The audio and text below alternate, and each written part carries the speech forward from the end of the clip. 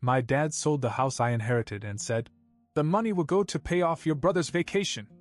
I laughed, and a week later, when my lawyer called him, I honestly thought my father was joking when he said, "That money will go to your brother's vacation," after selling the house I inherited. I even laughed. But a week later, when my lawyer called him, the laughter was gone.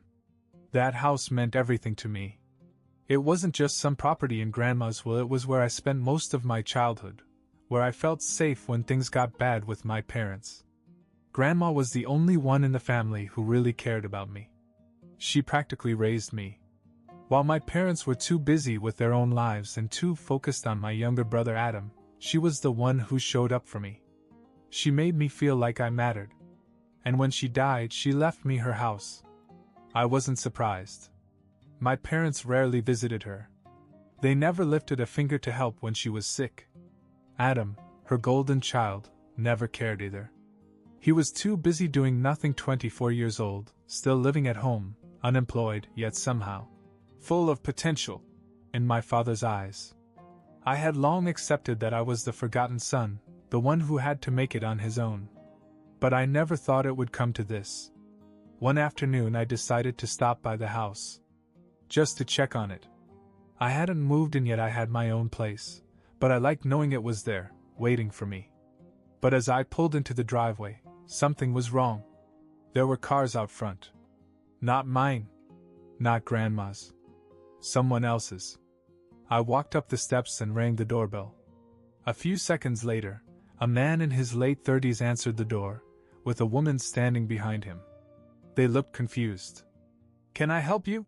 the man asked. I frowned. "Yes. This is my house." "Who are you?" The woman let out a small, nervous laugh. We bought this house last month. From the owner." I felt like I'd been punched in the stomach. "You what?" The man crossed his arms. "We bought it. Fair and square. What's the problem?" My mouth went dry. I stared at them, at their cars, at the porch that wasn't mine anymore, and I could barely process it. I pulled out my phone, checked my emails, my texts, nothing. No alerts. No notifications of a sale. But I already knew what had happened. I didn't say another word to them. I just turned around, got in my car, and drove straight to my parents' house.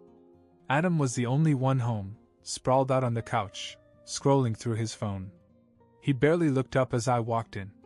"What's up?" he muttered. I took a deep breath and tried to stay calm. "Where's Mom and Dad?" He shrugged. "Out." "Why?" I clenched my fists. "Because they sold my house." Adam blinked. "Oh. That." He nodded, as if it were just a casual piece of information. "Yeah, they'll be back soon." Then he went back to scrolling. I stood there for a whole minute, staring at him. He didn't care. Not at all. So I waited. When my parents finally walked through the door, I didn't even let them sit down. "What the hell did you do?" My father sighed, as if I was the one being difficult. "Look, Hubert, it was unfair that you got the house. Your mother and I had other plans." "Plans?" I repeated. "So you forged documents and sold my house?" Adam needed a vacation. My father continued, completely unfazed. "He's been stressed. And he needs a car. He's the one with potential, Hubert." I almost laughed again, but this time it wasn't funny. I shook my head. "I'm not letting this go." Then I turned and walked out the door. Because my dad had no idea what was coming next. I barely remember driving home. My hands were gripping the steering wheel so tight my knuckles were white. I could still hear my father's voice in my head, calm and dismissive, like he hadn't just stolen from me. Like it was no big deal. Adam needed a vacation. I couldn't wrap my head around it. He needed a vacation? He needed a car? Meanwhile, my grandmother's house, the only real home I ever had, was gone. I parked in front of my apartment and sat there for a while, trying to think. I wasn't going to let this go, but I wasn't going to rush in without a plan. My father was arrogant, but he wasn't stupid. If he was going to pull this off, He had to cover his tracks. So I called my friend Daniel. Daniel was a lawyer, and he wasn't just good at his job, he was ruthless. If there was even a hint of fraud in the sale, he'd find it. I explained everything over the phone, and by the time I was done, he was pissed. "Meet me at my office tomorrow," he said. "Bring everything you have, emails, documents, texts. I don't care if it's a birthday card from your grandmother. If it mentions the house, I want it." I didn't sleep much that night. My mind kept replaying everything. Grandma's voice, my father's smirk, Adam's indifference. And underneath it all, a single thought: they think they've won. They had no idea what was about to happen.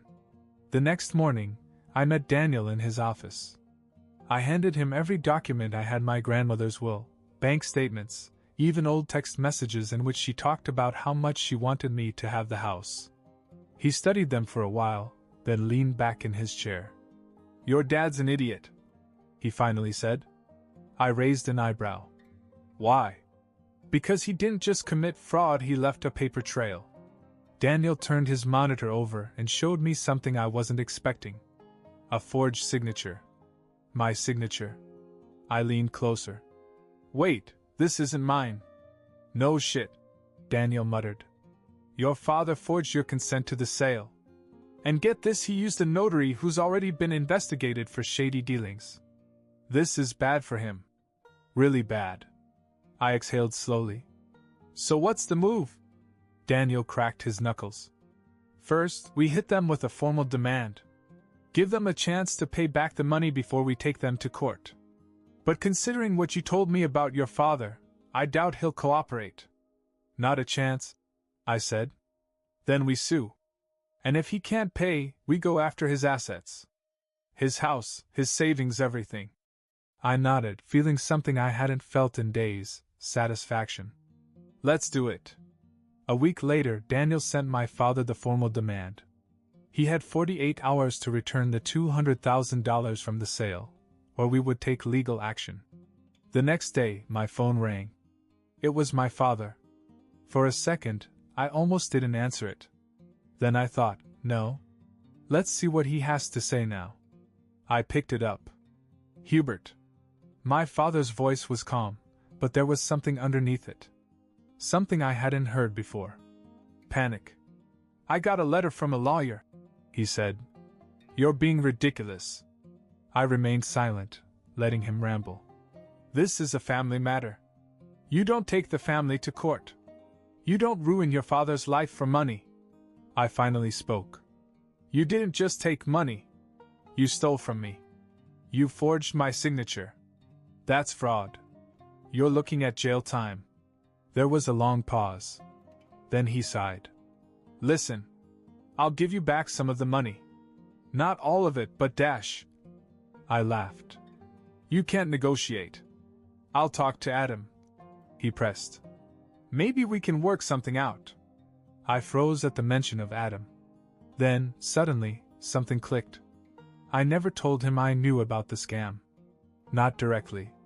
I never mentioned the forged signature, the crooked notary, none of it.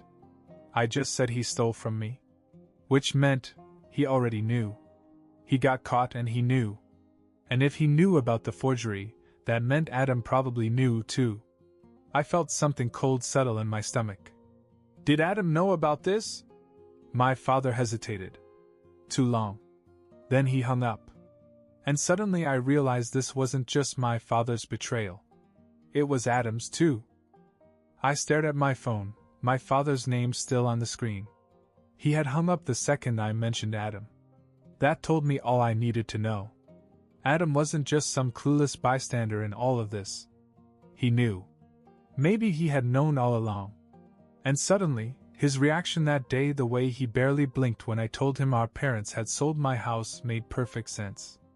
This wasn't just my father's betrayal. It was his too. And I needed to hear him admit it. That night, I drove back to my parents' house. My mother opened the door and looked surprised. "Hubert? What are you doing here?" I ignored her and went inside.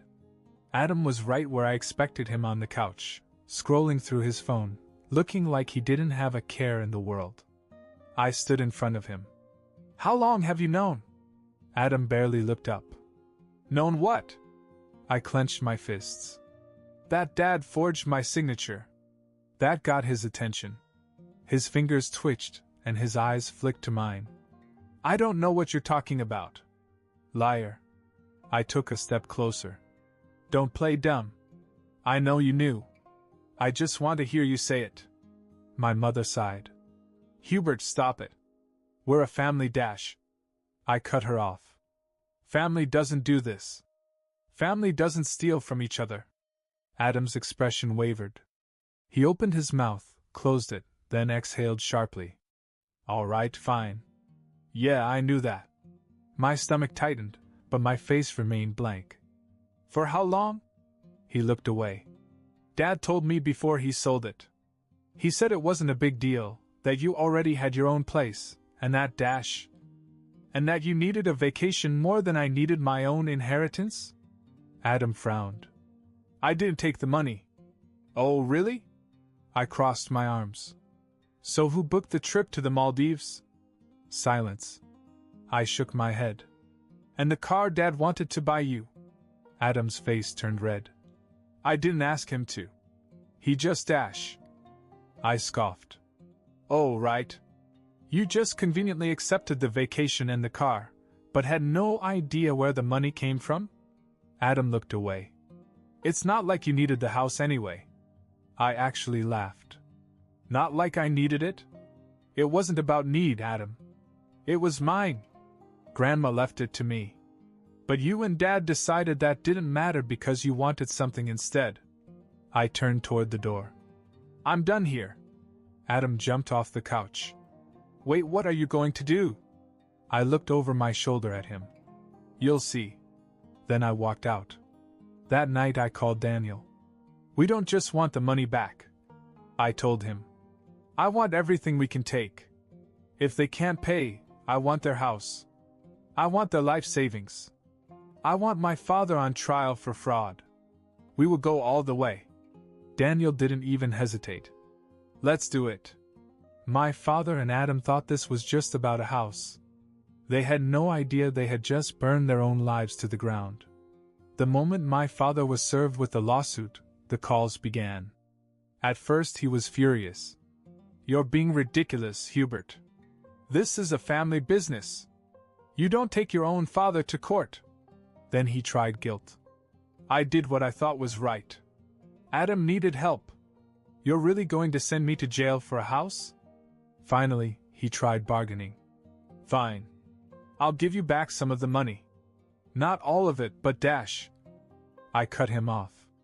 You can't negotiate. He tried one last time. His voice was lower, almost desperate. You'd really do this to me? You did it to yourself, I said. Then I hung up. The process went quickly. Faster than I had expected. Daniel wasn't just good, he was relentless. Every time my father's lawyer tried to delay or make pointless motions, Daniel shut them down immediately. He was ready for anything. And Adam? He never called. Never texted. Didn't even show up at my apartment to bitch. He was silent. I had the feeling he was waiting. Waiting to see if Dad would come out of this. Waiting to see if he'd have to choose a side. Then came the trial. My father sat at the defendant's table, wearing a suit that looked too big on him, his face tense with stress. He wasn't the confident, arrogant man I grew up with. He looked small. I was the first to take the stand. I told the jury about my grandmother, how much she meant to me, how she raised me when my parents didn't care. I told them how she left me the house in her will. How I found out it had been sold when I showed up one day and found strangers living there. Then Daniel laid out the hard evidence. My grandmother's will, proving that the house was legally mine. The forged signature on the sale papers. The corrupt notary who had signed it, a guy already under investigation for fraud. Bank statements showing where the money from the sale went.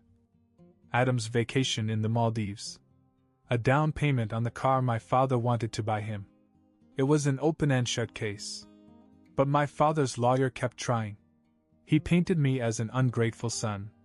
Said I was blowing a family misunderstanding out of proportion. That my father was only doing what was best for the family. That I was tearing us apart for money. The jury didn't buy it. The judge didn't buy it. And when the verdict was read guilty on all counts, I saw my father's face fall in real fear. The sentencing came a few weeks later. 5 years in prison. The moment the judge said it, my mother let out a choked sob. Adam just sat there, his face pale. My father? He turned in his seat and looked at me. His eyes were filled with pure hatred. But I didn't flinch. I had nothing more to say to him. Outside the courthouse, my mother caught up with me. How could you do this? She snapped, her voice shaking with anger. I turned to face her. How could I? He stole from me. He forged my signature. That's a crime, Mom. Her face twisted. He's your father. I almost laughed. Did that matter when he was cheating on me? She shook her head. You're not my son anymore. And for a second, just a second, it stung. Then I realized she was never really my mother to begin with. All she ever cared about was Adam. Speaking of Adam, he came up next. He didn't look angry. Just tired. Are you happy now? He murmured. I raised an eyebrow. You got a free vacation with stolen money. Why don't you tell me? Adam didn't say anything. I sighed. You knew. You knew all along. Adam looked away. It wasn't my idea. It doesn't matter, I said. You took the leave anyway. You still let it happen. Adam took a long breath. Well, congrats, man. You won. No, I said. I took back what was mine. Adam didn't answer. He just shook his head and walked away. And that was the last time we ever spoke. A month later, my dad went to jail. My mother and Adam had to move out of their house, the house I was suing for. They stayed with my aunt for a while, but even she got tired of them. Finally, they had no choice but to move into a tiny rented apartment. I used the money I won in the lawsuit to buy back my grandmother's house. The house they had stolen from me was mine again. I stepped inside for the first time in months and ran my fingers over the familiar walls. It felt right. And though my mother and Adam would never forgive me, I didn't care. They made their choices. And I made mine. After the trial, my mother and Adam didn't just hate me, they made sure everyone knew it. They cut off all contact, but that didn't stop them from spreading their version of the story. My mother called every relative she could, painting me as the villainous son who threw his own father in prison and left his family homeless. She destroyed my name. I told Daniel when he updated me about the final settlement. She tried, he corrected. But it didn't work, did it? And he was right. Because no one was buying it. At first, some of our extended family were shocked. A few aunts and uncles reached out, hesitant, trying to piece together what really happened. Hubert, did you really put your dad in prison? One of my cousins asked. I was blunt. He forged my signature, stole my house, and used the money for Adam's vacation. What was I supposed to do? Let it go. Silence. Then she sighed. Yeah, no. I wouldn't have let that go either. And that's when things shifted. Because everyone loved Grandma. And the more they thought about it, the angrier they got, not at me, but at my parents. Because this wasn't just about me. This was about what they did to Grandma's memory. She left that house to me because she wanted me to have it. And instead of respecting that, my father threw it away like it meant nothing. That didn't sit right with anyone. Meanwhile, my mother and Adam were dealing with their own problems. Without my father's income, they couldn't afford their mortgage. The court had already seized my father's assets, and after the settlement, there wasn't much left. They had no choice but to move in with my aunt, Linda. Aunt Linda was kind, the kind of person who would never let family go homeless, even if she didn't agree with them. But she didn't support them. She made that very clear. She told them straight up. I'm letting you stay here because I have a heart. But don't expect me to defend what you did. My mother was furious. You're taking his side? Aunt Linda didn't back down. I'm taking Grandma's side. That shut my mother up real quick. A few months later, they finally moved into a small rented apartment. It wasn't anything fancy, just a 2-bedroom place in an older part of town. A huge downgrade from the house they once had. And Adam? He finally had to grow up. No more vacations. No new car. Just the reality of being a 25-year-old man with no job, no degree, and no one to clean up his messes anymore. I don't know if he ever blamed my father for putting him in that situation. But I do know that he never blamed himself. As for me, I moved into Grandma's house. The first night I slept there, it felt right. I sat in the living room, running my fingers over the old wooden coffee table. It still had the scratches from when I was a kid, playing with my toy cars. I could almost hear Grandma's voice, soft, warm, telling me stories before bed. I won. Not just the lawsuit. Not just the trial. I took back what was stolen. And even though my mother and Adam would never forgive me, I didn't care. Because deep down, I knew Grandma would have been proud. And that was all that mattered. It's been a year since everything went down. My father has been in prison for a while now, my mother and Adam are still living in that tiny apartment, and I've been settling into Grandma's house. I didn't expect to hear from any of them again. But then, a few weeks ago, I got a call. From my mother. At first, I thought she dialed me by accident. But when I answered, she sighed and said, "Your father wants to see you." Apparently, he had been asking her for months to reach out to me, but she refused until now. I don't know why she finally gave in. Maybe she was tired of hearing it. Maybe she thought I'd say no, and she just wanted to prove a point. But I agreed. Not because I missed him. Not because I wanted to fix anything. I just wanted to hear what he had to say. Visiting him was weird. I expected him to be angry, bitter, the way he was in court. But he looked tired. Older. Like the weight of everything had finally caught up to him. The first thing he said when he sat down across from me was, "I messed up." And then, for the first time in my life, my father apologized. Not just some half-hearted, "I'm sorry you felt that way" kind of thing. A real apology. He admitted everything. How selfish he was, how he shouldn't have taken the house, how he let his favoritism toward Adam blind him. "I thought I was doing the right thing," he said. "But I was just being a fool." I sat there for a long time, just letting him talk. And in the end, when he finally asked, "Can you forgive me?" I did. Not for him. For me. Because holding on to that anger was exhausting. And whether I forgave him or not, it wouldn't change what happened. It wouldn't bring back the time lost, or fix my relationship with my mother and brother.